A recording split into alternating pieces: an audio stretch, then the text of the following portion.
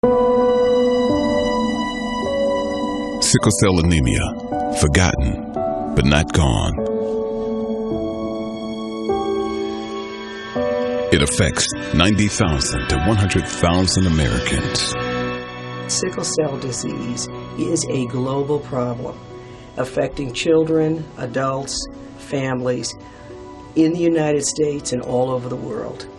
But where did this disease come from? Could it be that the sickle cell trait was created in people in countries like Africa, South and Central America, and Mediterranean countries to protect their bodies against another disease? Dr. Wanda Sherney. You know, if you look at the distribution of malaria in the world and you look at the distribution of sickle cell, you're going to see that the two are amazingly similar. And that's because having sickle cell trait actually protects you from malaria. Now, if you have sickle cell disease, you're less likely to get malaria, but if you get it, you're more likely to die from it. But if you have sickle cell trait, not only are you less likely to get it, but if you get it, you're less likely to die from it. So there's a selective advantage of having sickle cell trait when you live in a place where malaria is a problem. In the United States, about 1 in every 500 African Americans are born with the disease. But how did it get here? And when I talk about the distribution of sickle cell disease being similar to that of malaria, you might ask, well, there's no malaria in the United States, but we certainly have sickle cell disease. And that's as the result of migration. And that particular migration was the slave trade. So when we were brought here to build this country, then we brought our sickle cell genes with us. People who inherit a sickle cell gene from one parent and a normal hemoglobin gene from the other parent have a condition called sickle cell trait. Sickle cell trait is different from sickle cell disease. People who have the sickle cell trait don't have the disease, but they have one of the genes that cause it. Like people who have sickle cell disease, people who have sickle cell trait can pass the gene on to their children.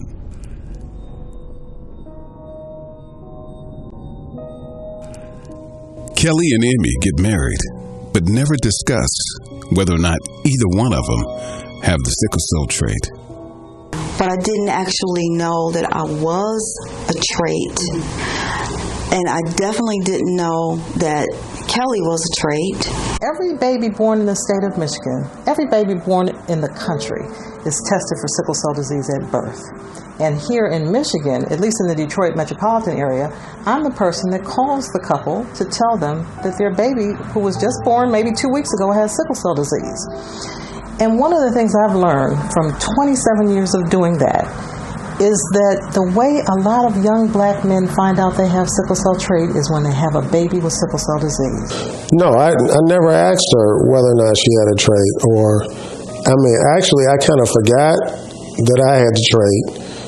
Because it was so long ago. Two carriers have a 25% chance of having an unaffected child with normal hemoglobin, a 50% chance of having a child who also is a carrier, and a 25% chance of having a child with sickle cell anemia. Their child, Alan, is born with sickle cell. When both parents learn that they have sickle cell trait, it's not necessarily the case that they're going to decide not to have children. Or if they have an affected infant or fetus, that they're going to have prenatal diagnosis, and when they find out the child has sickle cell disease, they're going to abort that fetus. And that's not what the Sickle Cell Disease Association is all about. We're about helping parents to make informed decisions about childbearing. Tamiko and Keith McKenzie both knew that they had the trait, but they decided to take the chance to have a baby. Yeah, we knew. That's the part that I always feel guilty about, because I knew that I had the trait, and we had just got retested just to confirm that we both had the trait. And during that time, I was having, issues, and I was seeing a reproductive doctor, and when she fixed that issue, we were about to discuss, our options for having a child with our trait. So, when we were getting our he was getting tested and I was getting tested, and spontaneously we conceived. So once we conceived, it was just like, we didn't want to, we didn't know. We were so excited that, wow, I was able to conceive. And so we just felt like, we were going to just, pray and hope for the best. And then we got counseling, and they told us that in each pregnancy, it's a 1 in 4 chance for your child to have sickle cell. So we said, well, we have a 1 in 4 chance. Maybe he'll just have a trait. Yeah. And so that's what we, just rolled the dice. It was a 25% chance that our son was going to be born with the disease. And, I guess you could say we lost, but, he's born with it. And I think when we talk about other kids that experience a lot more sickness than he does, I think he's doing well with it. I knew from my first prenatal visits, when I was pregnant the first time with my son, that I had a sickle cell trait. But that was the first time that I had ever in my life heard about a sickle cell trait. I didn't know what that meant. I just knew that sickle cell was something bad. I knew that much. As an artist and looking at other artists, I had seen people like T-Boz and, hear them say that, they had sickle cell and heard about her bouts with the disease. So I was like, oh God, I got a trait? So what does that mean? If there were some symptoms of sickle cell trait, if it turned your eyes green, if it did, your fingernails turn purple, then you would know, or you'd be going to the doctor. Do I have sickle cell trait? Is that what's causing me a problem? Because it's a trait. It's a carrier state. You don't know that you have it unless you have a very specific test. So I had a trait, my husband had a trait. So that meant that any child that would come out of that union had a 25% chance of having the full-blown sickle cell disease. So I knew that going in. So when I had my son and he was born and he fell into that 25% that had nothing. So he didn't have the trait, he didn't have the disease, he was a little premature, but other than that, he was fine. As for whatever reason, tragic accident, I lost my son and got pregnant right away again. Husband and I got pregnant again. So I went into this pregnancy with my daughter kind of knowing, what it was, but I felt so confident, that, God wouldn't take my son, who was perfectly healthy, and then give me a daughter that would have sickle cell. Oh, God's not going to do that. Oh, he's more merciful than that. So I kind of went into the pregnancy, with this hopeful expectancy that she would be fine too.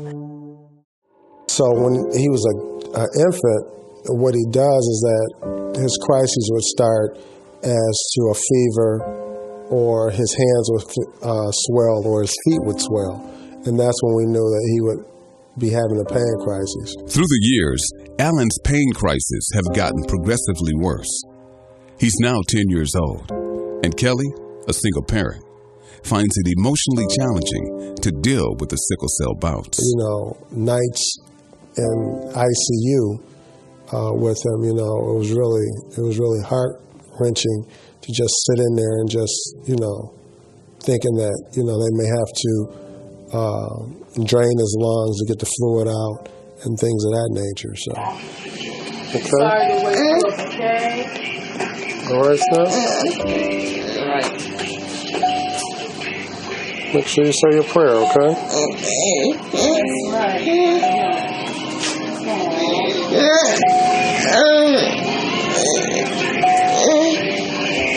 I'm looking at him, and I got to try to stay strong for him. So, it tears me up on the inside, and sometimes I just have to get out the room and break down based on, what he's going through.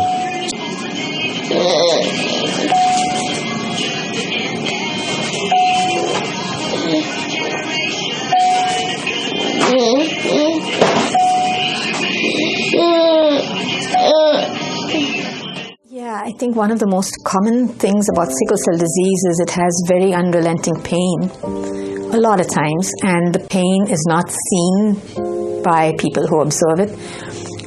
but it's nonetheless there and it's very real. And the other problem about the pain is that it occurs very suddenly without forewarning, and it can last in different amounts of time. And people, because they don't see it, it's not like cancer where you see something, they tend to be ignored. They tend to be ignored, and they tend to be sometimes misbelieved. Keith is 4 years old, and his sickle cell is not as severe as Alan's, but he makes regular visits to Children's Hospital for blood transfusions. Up until age 4, from 2 to 3 years old, we only had to deal with reoccurring fevers. So he would have to be hospitalized anytime his fever was over 101. We would have to take him straight to emergency room. And it seemed like it was a pattern, like every growth spurt or whatever, or every 3 months, I felt like we were at the emergency room with this fever, and we would have to stay for 4 days. At least up to 4 days, because you have to do the 48 hours for the blood cultures. And we always looked out. It was never any bacterial or any viruses or anything. This is the first year that we've actually really had to face the real issues of sickle cell. Do people with sickle cell disease sometimes require a blood transfusion? Yes, sometimes they do. And with sickle cell disease, this variability is much more extreme than in most other illnesses. There's some people that do very well, and there's some people that are very sick. So that's the long answer to the fact that, yes, sometimes people with sickle cell disease need a blood transfusion.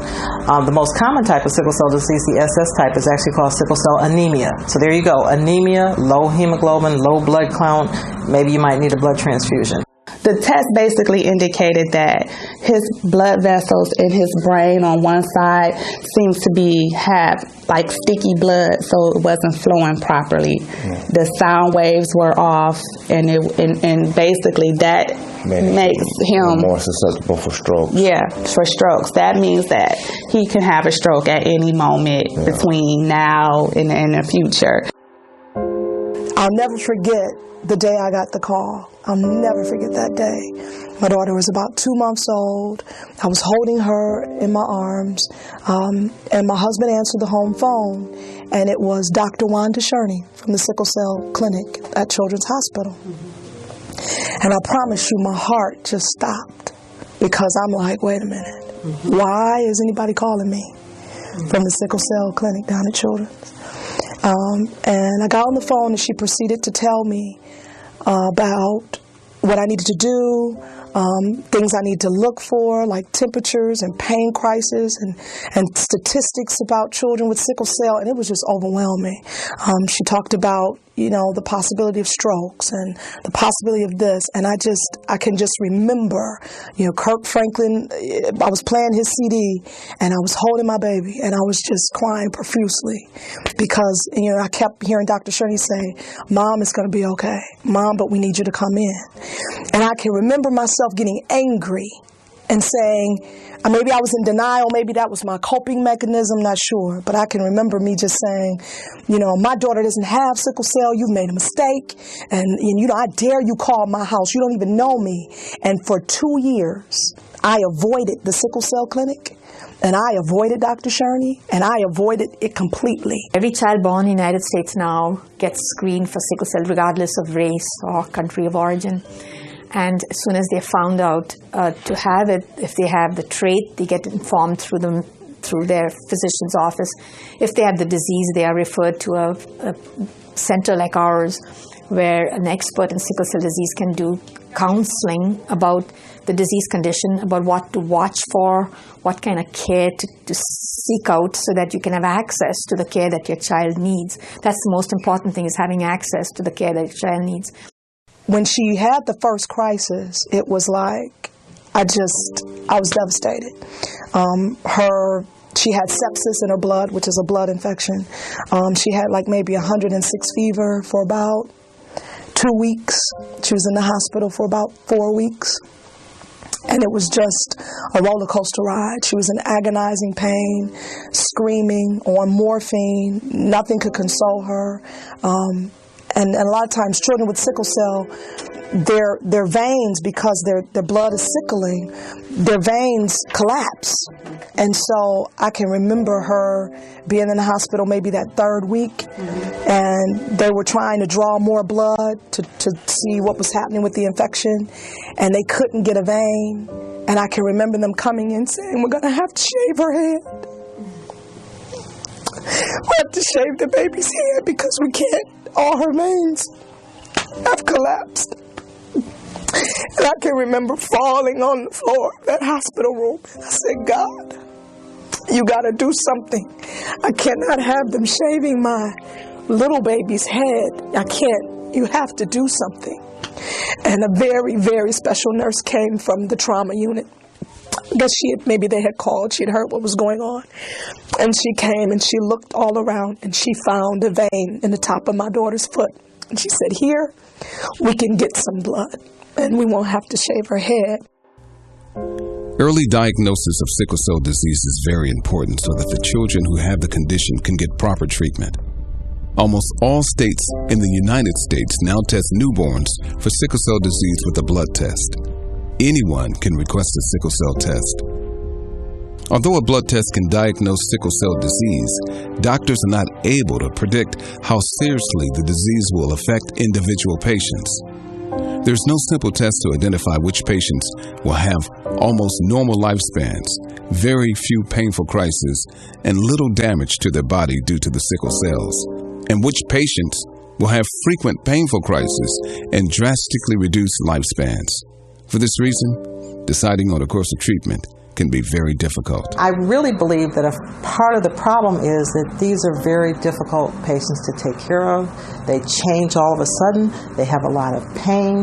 They're starting to feel the wear and tear all over their bodies of having these blocked blood vessels with these sickle cells, and all of their different organs are being affected. So they're very complicated patients to take care of. For the next several years, just living in and out of the hospital, it came to a point where they knew me by name. They knew me and my husband. They said, there's the Rays, where's Brooklyn? She's on 4 West, or she's on 5 East. Because we were there so much. The fevers, the sepsis, the blood infections, maybe she had a stroke because she had problems walking and her developmental delays were discovered. And they thought, she could have had a stroke when she was a baby. And it's a devastating disease, and I think it's one that people, they don't understand.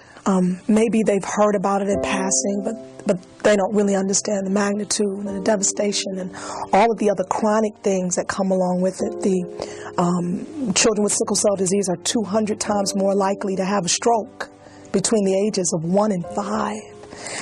My daughter has had Kranz Dopplers on her head every year of her life to make sure, that she's not at threat for further strokes. Between 5 and 10% of children with sickle cell disease will have a stroke.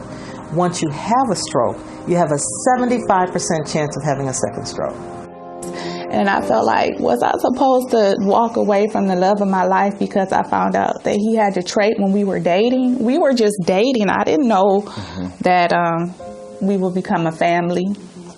So, I just, we both carried on. We when we first met, we just hit it off, and we were like best friends. I had a great relationship, a bond, and I just felt like it was unfair for us not to pursue what we had because, we had his tainted blood.